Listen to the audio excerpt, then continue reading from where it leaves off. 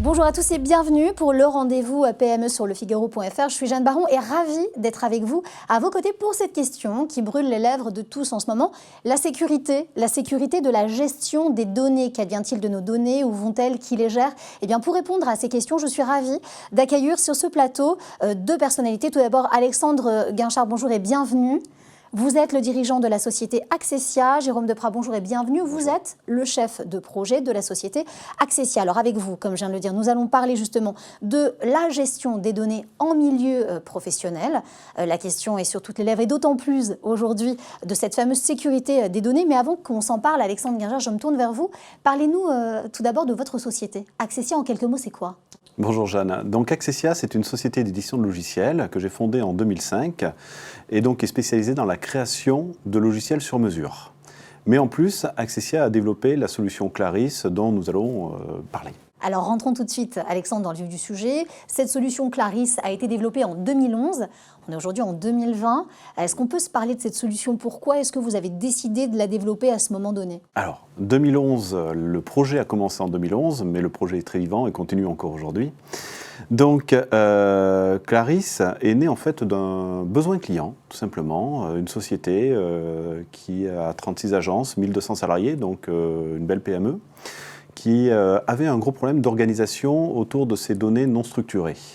Et donc, cette problématique d'organisation a fait que le dirigeant de l'entreprise nous a consultés pour, à l'époque, le cahier des charges était le suivant, développer une boîte magique, simple d'utilisation, qui allait leur permettre de s'en sortir. Vous venez de parler de données non structurées. J'aimerais juste qu'on fasse un point là-dessus. De quoi s'agit-il pour qu'on comprenne vraiment de quoi on parle aujourd'hui?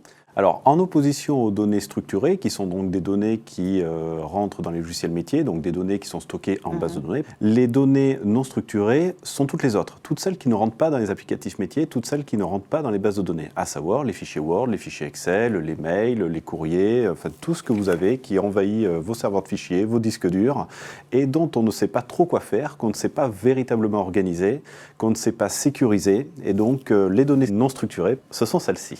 Alors justement, comment est-ce que les professionnels avec lesquels vous travaillez quotidiennement s'organisent autour de cela, notamment avec les limitations qui leur sont imposées aujourd'hui? Les professionnels disposent de serveurs de fichiers. Les serveurs de fichiers vont être matérialisés par les lettres réseau que vous avez sur vos ordinateurs. Et derrière ces lettres, vous allez avoir effectivement une multitude d'arborescences qui vont amener une complexité organisationnelle. Le problème de ces serveurs de fichiers, c'est qu'on va avoir beaucoup de difficultés à organiser l'information, à sécuriser l'information et à diffuser l'information. On parle de Clarisse, vous nous en avez parlé justement, cette solution sur laquelle vous travaillez depuis 2011, mais qui est bien sûr encore là et d'autant plus d'actualité aujourd'hui. On est d'accord, Clarisse est une solution. Clarisse n'est pas un logiciel. C'est ce qui fait toute la différence. Alors, effectivement, Clarisse est une solution dans le sens où, avec ce système-là, on apporte une méthode organisationnelle qui, effectivement, s'appuie sur la partie logicielle. Pour répondre déjà à la problématique organisationnelle des données non structurées, on va s'affranchir complètement de la problématique de l'arborescence. Effectivement, avec Clarisse, on n'a plus ce système d'arborescence. On dispose d'un moteur de recherche qui va nous permettre de tout simplement retrouver l'information de manière simple et rapide. Je me tourne maintenant vers vous, Jérôme Deprat. Vous supervisez justement en tant que chef de projet cette solution Clarisse. Est-ce qu'on peut s'en parler d'un point de vue plus technique? Comment est-ce que ça marche, Clarisse? Alors, techniquement, il y a trois aspects. Le premier aspect, c'est l'aspect moteur. Ce qui est très important de comprendre, c'est que nous, ce qu'on veut, c'est que la solution soit utilisée par un maximum de clients. Pour assurer une compatibilité et la pérennité de nos solutions, tout est basé sur les technologies Microsoft. Donc ça, c'est la partie moteur. D'accord. Au-dessus de ce moteur, on a implémenté une couche que l'on appelle une couche de web service. Donc ce sont des services qui sont utilisables par tous les ERP, les applicatifs métiers de nos clients. Donc ça, c'est quelque chose qui est très intéressant pour nos clients. Ça leur permet d'interagir et de toujours être au top au niveau de l'utilisation de leur patrimoine documentaire. D'accord. Ils déposent des choses dans le moteur Clarisse. Le web service leur permet d'y accéder. Et la troisième partie technique, c'est la partie cliente. Donc toujours sur les technologies Microsoft.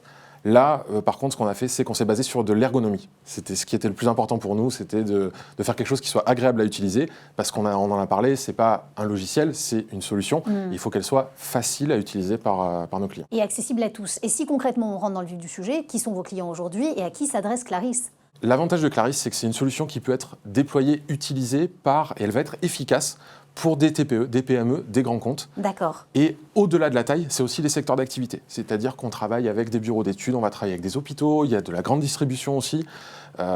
Tous secteurs d'activité peuvent être intéressés par ce genre de solution.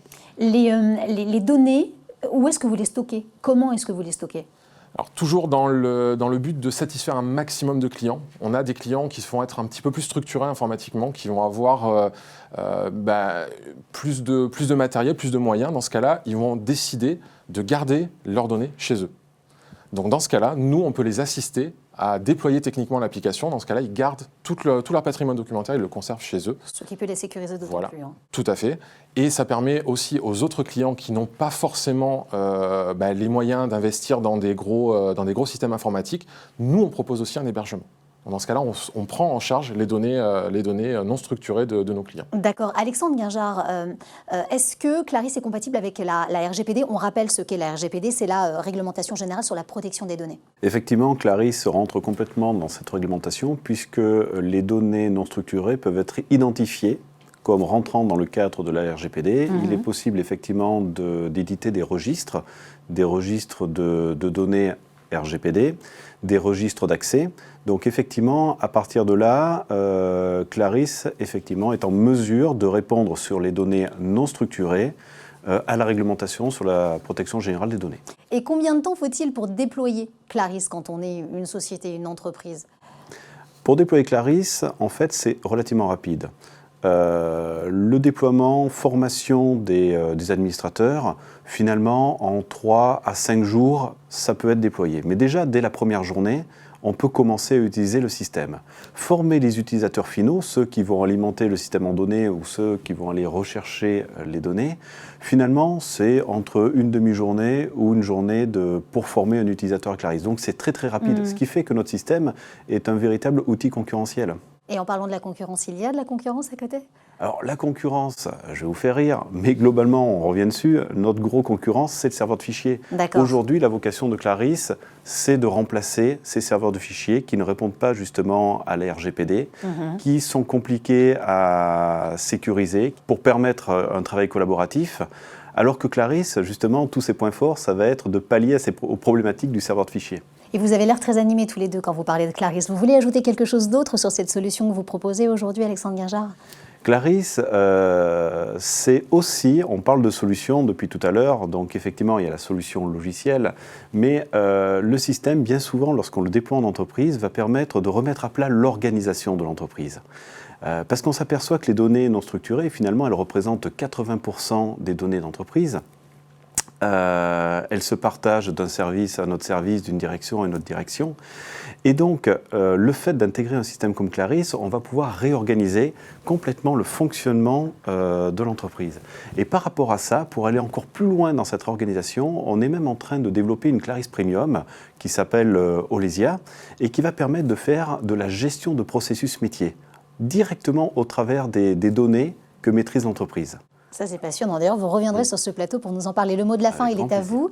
Comment est-ce que vous voyez tous les deux l'avenir à la fois de votre société, mais surtout de Clarisse, Alexandre Guinjard ? Alors, l'avenir de Clarisse, bien sûr, aujourd'hui par rapport aux marchés que nous avons, qui sont de plus en plus importants en termes de volumétrie, mais également en termes de clientèle.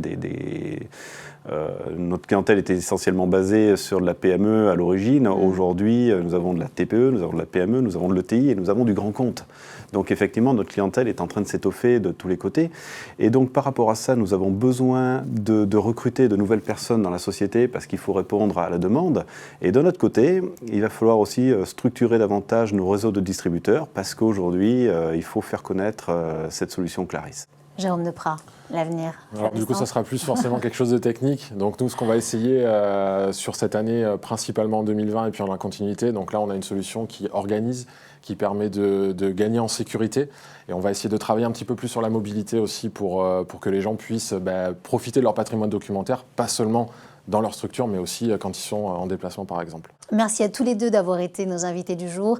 Alexandre Guinjard, Jérôme Deprat, je rappelle que vous faites partie de cette société dont on n'a pas fini d'entendre parler, Accessia, qui développe cette solution Clarisse. Merci à vous de nous avoir suivis. Quant à nous, on se retrouve très vite pour un nouveau numéro du Rendez-vous PME sur lefigaro.fr, bien sûr. À bientôt.